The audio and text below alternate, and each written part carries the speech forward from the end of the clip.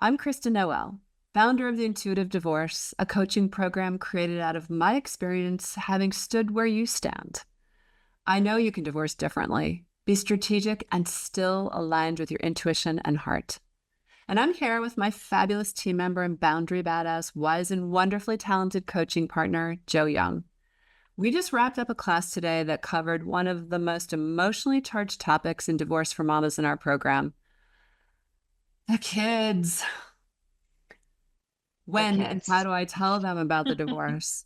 Is nesting right for our family? How do I help the kids transition between one house and the next, one parent to the next? How do I get my spouse on board? What if I have the good time Charlie co-parent? Will the kids be okay? The reality is that it depends upon a lot of factors and two parents putting their differences aside for the well-being of the kids. That means getting out of the way. That means not playing tug of war over the kids and soliciting them to your side. A married couple can agree to divorce, but if they're going to co-parent, they need to co-create. And you know what? Your kids deserve this. I think this is a good place to start, Joe. Yeah. Great class today. So important. Something that weighs so heavily on all of our mamas' minds and hearts. And yeah, nothing will trigger us quite like going into protection mode over our babies, right? Whether they're babies or grown ass adults. That's right. Well, listen, I always say it's that invisible umbilical cord, right? So like when something is off with your kid, something's off with the world, and it doesn't change, just doesn't change. That's what it means to be a loving parent. Such a tough conversation because we're dealing with so many mamas who are trying to get it right. And they put so much pressure on themselves to show up for everything, fix every problem, clean up every mess, be everything for everyone, people please, have the perfect words. Listen, divorce is like a treasure trove of triggers, right? So they're, running around trying to put all these fires out, and they're finding themselves depleted and run down and then resentful. And it's just this spiral down. So much of this work is really kind of simplifying it, to be honest, right? Yeah, it really is. And, we talked a lot today. And I think one of the biggest pieces that you and I, when planning this, were helping guide mamas to understand that everything starts with them. That we think so Amen. much is about our spouse or our children or whatever else. And yes, those are triggering situations. Those are mirrors, right? No one's going to mirror for us like our immediate family. Mm-hmm. So what do we do with that? And rather than putting all the focus and attention on all the people that we have no agency over, all the situations that we have no control over, we challenged our mamas today to say, what if you took that focus and attention and put it back on you? Mm-hmm. Because you are the dynamic in the relationship that can change. Mm-hmm. And as we know, when our mamas are okay, so are their kids. Mm-hmm. That's just the truth. Yeah, it's the old, like, I can't pour from an empty pitcher, right? That's right. Someone was just saying to me, they were like, this has nothing to do with divorce, but someone said to me today, frustrated with their job, I'm just going to run off and like go work with refugees. And I was like, okay, that's wonderful, but you can't give until you can give to yourself first. You've got to take care of getting yourself back on ground, back to solid terra firma, so that you can show up in all these beautiful ways that you want in the world for your kids, for your divorce, for whatever it is you want. And I think it's hard. I think mamas lose pieces and parts of themselves along the way. And I think it's really hard to come back. And also, oh my God, give yourself permission to have needs. We uncovered some of that today, didn't we? We sure did. And that's one of the things that we say it all the time. This is a divorce skill. It's also such a huge life skill, and everything we teach here is. And it's about, how do I even discern what my needs are? And it really has to start there. It's giving yourself permission, because as humans, we inherently have needs. I said to one mama today, you have needs, whether you choose to show up and ask for them or speak to them or admit them or not. And when we don't do that, that's where resentment and Mhm. blame and all those things really can settle in. And so it's not uncommon for women who are navigating divorce to have never considered their needs or not for a very long time. Mhm. So it's a beautiful thing when you can start to do that again. And it really is just a simple recalibration. Mhm. I mean, it might feel a little uncomfortable at first, right? But it's this just permission to lean into and admit, well, I mean, listen, your body's going to speak to you. When you're showing up and you're depleted and you're tired and you're cranky and you're all the things you don't want to be, just got to ask it why. Most of the time, it's because I have not tended to myself. I have Right. not nurtured and supported myself in the way that I just feel that I'm going to be able to show up for everybody else. And it's not sustainable. And on the flip side, another thing I wanted that came up in class today that I wanted to bring into the conversation is, we have mamas at different varying stages, which I think is so powerful because there's this incredible reflection that goes on back and forth, and they see what's possible when someone's maybe a little bit further down the line. I mean, we see it all the time in real, we witness this in real time, but it never gets old. All of a sudden, listening to one of the mamas today who is really struggling with a contentious situation of co-parenting and really having a hard time with her kids going back from house to house and parent to parent and this set of rules and that set of rules. And initially, it took time, right? It really took time and she stuck with it. But, initially, sometimes she was almost be out of breath when she was recounting these stories. It really, and today she was like sitting back in her chair and she's like, yeah, I just pulled the plug. I'm not going to, I can't control what's going on over there. And I'm not going to drain myself any longer. Yeah. And I love when she said, I've heard you guys say over and over and over again in class, stay in your lane. Yeah. You can't control what somebody else does. The only thing you can control is your response and how you choose to experience it. And she's like, it's finally landed. And I was like, wow, Mm-hmm. I really can't change what's happening with him. And and so I've decided instead to put my focus and attention on what I can change, which is what is my experience of it going to be? How am I going to choose to, you know, have the kids in the house? What are my Right. rules and boundaries going to be? How am I going to choose to communicate with them? What do I want it to look and feel like? Right. Yeah. So I want to read something. I had a quote that I read today in class that I had in my lesson plan, but and I think this is really important to remember. 50% responsible parenting is less than 100%, but so much better than 0%. Yeah. And the reason I brought that into the equation is, listen, obviously, we are so encouraging of collaborative conversations and co-parenting. But obviously, we know that sometimes that's a tall order. This is a divorce, and not everyone's going to get on board. And we probably have like 50% of the mamas in that group, like there's just like chaotic co-parenting. So what we really work on is, what do we do? What do you do when you have what we call the good time Charlie parent, who is constantly overcompensating, overindulging, getting in the way, playing tug of war, just kind of like doing all the wrong things, right?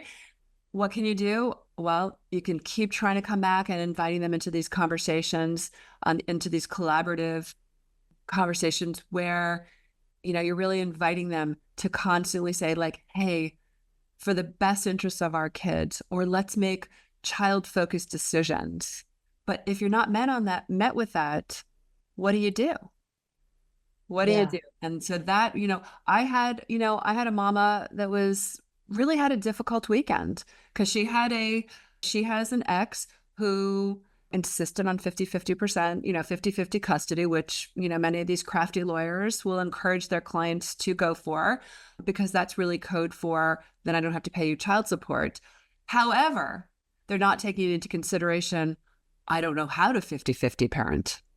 So I had this one mama who is texting me over the weekend. She's just really having a difficult time because she has little kids and they are over at dad's And dad is just not really knowing how to parent. He's constantly texting her. Can you get him to do this? Can you get him to brush his teeth? Can you get him to take a shower? Can you tell him to do his homework? It's like, no, no. So the reason I bring this into the equation is that it's really important to give it the old college try, right? To have that collaborative co-parenting, but it's not always possible, but it doesn't end there. The most important thing is, what are you going to do on your side of the street? Yeah, we talked a And lot how are you today going to about take care of yourself? boundaries, right? Yeah, let's talk about that today because we had some really tactical strategies for mamas to take care of themselves so that they could do that. It's your You favorite know, B word. we Favorite talked B about word. it already. We already Right. talked about the first phase, which is you have to know what you need. You have to Mhm. know what you want, what you desire first. And then you can see where that's out of alignment. And when you find things out of alignment and you have control over some of it, that's where boundaries come in. Is it's like, I can't control what is happening or the fact that we need to hand the kids off, for instance, right? But what I can set a boundary around is what communication am I willing to engage in during that drop off? Can I create a neutral space so that the drop off is as easy as possible, so that it's neutral and that we don't put ourselves in a situation where it can be contentious? And so there's a lot that you can do around boundaries. And one of my favorite things is, when you said, yeah, sometimes what we call the littles in our group, the youngest children, can often exhibit what can feel like manipulative behavior because very quickly they pick up on a dynamic of, oh, wait, I can get away with that maybe at dad's house and I can't get away with that at mom's house. So let me play both sides of this a little bit as they're navigating all of their feelings. I just love so much what you said, Kristen, about making sure that your children have a consistent, structured, predictable environment in your home. And that's where boundaries can come in because we can't always do that with the ex, but we can do that in our own home. And that's what they need. They need to know what they can count on. They don't need good time Charlie Oh all yeah. the time, right? Or I the mean, I remember it. I remember overindulgence. exactly. The good time Charlie parent will have the kid for the weekend and they drop off like a kid that needs to be detoxed, strung out on lack of sleep and too much sugar and junk food or too much time on electronics. And you're like, oh my goodness. I remember Sunday night was like detox in our house, like, which was a total buzzkill because, I got this kid that was just frazzled and cranky. But even within that, I love one of the mamas in our group said, she wishes that they would be able to come home earlier, but she would always have like a bath ready for them. And they knew what to expect, like you said, when they came into that house. And it's Yeah. really important. And I'm glad you brought up the littles because they are playing off of you. So they're paying very close attention. They're paying attention to your reactions. So when they realize that if they Brought say up the something about littles dad and you kind of because perk they up, are playing off of you. they So immediately they're paying compute very like, close oh, I'm going to attention. do more They're of paying that. attention to your I'm going to say more of that. reactions. I'm going to give So her, when she wants they that. She likes that. So it's like realize we have to that if be you say really something careful about about our dynamics and dad, get really if clear. they, And one thing if you they are hear so you good say about something, they say always something about reminding us is to get clear on what we need, what we want it to look and feel like. The clearer you can get about what the plan is, what do I want our house to look and feel like? And maybe when you've been at Disneyland all weekend and you come home and, it's Sunday night and you've got to do your homework, you take a bath and read a book and go to bed. Maybe that's, not as sexy as your whole weekend, right? But actually, at the end of the day, that's what they're going to remember. That's what's calming and nurturing and supportive and makes them feel safe. And it's the place where they can talk to you and tell you how they feel, and you can be present with them. So And true, because there's so much change going on, right? There's so much unpredictable going on. And there's not really anything you can do about that in a lot of those situations. But, having a place with the kids can walk in and they know they don't have to second guess whether you're going to be there for them. They don't have to second guess how your energy is going to be and what the energy of the household is going to be. Having those things that they can count on is everything. And that starts with each mama. That starts with each, each woman that comes into our program. We say it has to start with you.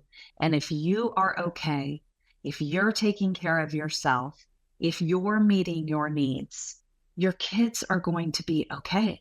That's Mhm. just the truth. Mhm. We see it time and time again. So Mhm. it's And it's also, awesome when it clicks, right? And it's right. like, Oh, you it's told me it's this was going to be okay. I And know. guess what happened with Yeah. my child Yeah. today? Guess what they showed up and told me today? And we You get know to what? hear all these celebration Yeah. stories too. But it actually happens like all of a sudden you just wake up and you're like, where's all the chaos? The chaos has exited the house, you know? Yeah. It's so important. And the other thing is a lot of mamas beat themselves up because they go in and they're like, okay, we're going to go for this 50-50. And they've gone in with the best of intentions, but then they gather some intel and they realize, guess what? This arrangement's not working. And I always just remind them, don't beat yourself up. This isn't about beating yourself up. You've just gathered valuable intel. Make a new choice. That's right. Make a new Pivot. choice. Yeah. We're We can always constantly make a just, different choice, come to a different agreement, Mhm. decide, you know what, this isn't in the best interest of my child. And I loved you kept saying today over and over again, child centered conversations. Mhm. Keep your conversations Mhm. so that they are based out. I want to do what is best for our children. We want to do what's best for Right. our children.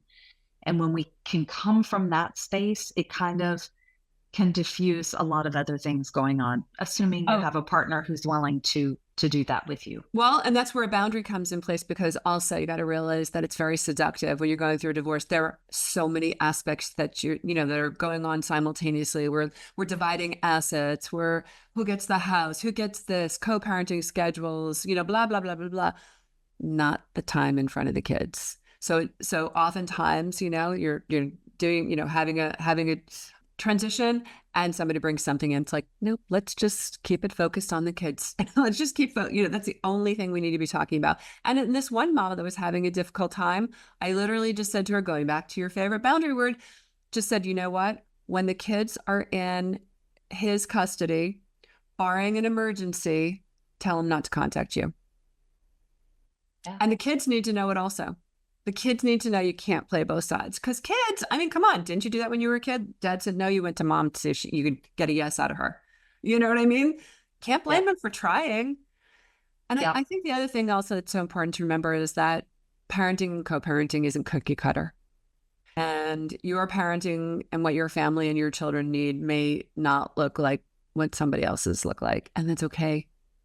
You Yeah. know? We can often get caught up in the comparison kind Mm-hmm. of situation, and everybody wants to come in and tell us how to do it. And at the end of the day, it's what works for you. It's what works for your kids. It's what works for your family. And so whether you're going through a divorce or not, that is true. And Mm-hmm. so only you know what's best for your children and how one is going to respond or, be able to take in information. So moms will come to us and say, how do I share this information? Or when do I share this information? Mm-hmm. And we always have them check in with their intuition. What are you feeling about that? How do you feel about now being the time or Mm. waiting down the road? And we direct them really back to their own answer because Well, that's what yeah. matters. I'm really glad you brought that in because that That's was a what powerful matters. moment in class I'm today really too, glad you because we brought had a that in mom because who's just that was a trying powerful to, moment in she's at class the today early too because we stages had a mom and who's just really, really trying she's at the just early stages do and this in the most really loving trying way. to But just she's like barely do this in the breathing most and loving way crying and in the and grief but and in the she's like feels. barely breathing And and she and her crying husband are and in kind the of like grief and in rushing the She's to still get, in feels shock. she's and still in shock. she Still and Yeah. her in husband shock are kind over of the like rushing situation. still in shock And they're like kind she's of still in shock rushing to in get shock over the into situation telling their and 10-year they're old like next kind of week. rushing to get And the big into question was, telling their why? 10-year-old next week. Why next And the week? big question So was, why? sometimes the house is on fire, Why and next week? sometimes we So have to take immediate sometimes the action. house is on fire, But and most of the time, sometimes we have to take it's immediate really action. best to But kind of like, most of the first of all, time, get yourself it's regulated. really Get best yourself to back kind to a of like, space first of all, where you get can yourself really just regulated. consciously Get yourself back. consider what you want to say and how you're going to convey it. Not that it's going to not be an emotional and big conversation, but that you're in the best shape to convey this information and to keep it short and also to convey like concrete information. If you start telling your kids something too soon, then they're going to pepper you with questions and your answers are going to be like, well, I don't know. I don't know. I don't know. Could be this, could be that. I don't know. That's actually more anxiety provoking. That's why working with mamas and these conversations and when to tell the kids and how to tell the kids and how to navigate this, transition between two homes and two parents and all the in-betweens is really, really important. Also, you being in this space where you're grounded enough that you have space for them to feel their feelings. Yeah. That's not an afterthought. And just show up right? in the conversations knowing what the goal is. I loved when we could communicate with that to her to say, be clear about what your goal is just in this one conversation, not in the big picture. You have no Make idea it a small at this conversation. stage. Right. But just how do we want to show up? What do we want the feeling to be? And don't forget to be inclusive with your children about, do they have any questions? How are they feeling in this moment? Making sure that they know that their feelings and emotions and safety and well-being are absolutely the first priority. And if you can do those things in any conversation with your children, you've done your job as a parent. We could talk about this topic forever. Yeah. I just want to leave us with one little thing. I always think about, one of the things that I talk to mamas about in the beginning when they're really just so raw and so vulnerable and so just overwhelmed with like what step to take first. And this kind of goes back and plays into your notion of getting clear about what you want. Think about you on the other side of this divorce, like years later, right? And how you and your kids are going to recount this and how they are going to see you and remember you. And they're probably going to tell the story of, wow, my mom was a badass. She was facing like one of the most painful, horrible moments of her life. And she just held it all together for us. She really created a space for us to feel and also to heal and to love our dad or our mom. Yeah. I always ask people to like hold a vision of like, who do you want to be in that story? That's right. And think of yourself as the child going through it.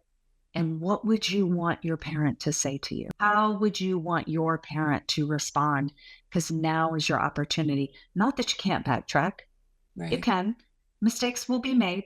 That's just the way it is. And welcome to the human experience. They're nothing more than showing us what doesn't work and how we want to do something differently. Nothing to be afraid of. We can backtrack, but you're in this very tender moment right now. And so, we said to the mamas today, here's some key things that we think you want to stay focused on and make sure your children know in these conversations. And also make sure you're telling your inner child the same thing, because taking care of self is huge. Yeah, absolutely. So, all right, sister. Another great class. I know, it was so good, so powerful. Yeah. Okay, mamas, that's it for today. Joe and I are committed to popping in here each week, right after class, when all the wisdom nuggets are hot off the presses and ready to share. And let's get more active here together. If there's something you are struggling with, leave a comment below, and maybe we can dive into your topic too.